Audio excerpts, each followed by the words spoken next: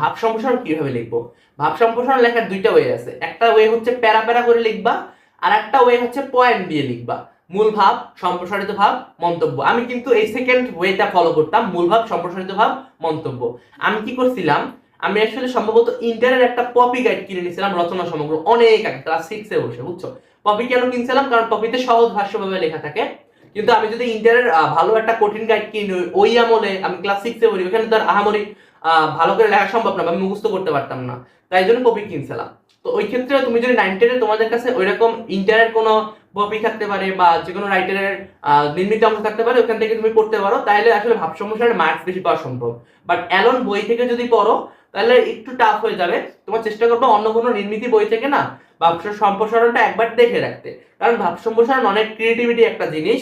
তুমি যদি at least 3 page লিখো, ভাব সম্প্রসারণে ভালো লাগার সম্ভাবনা থাকবে। বাট তার নিচে যদি লেখো একটু রিস্ক থেকে যায়, এবং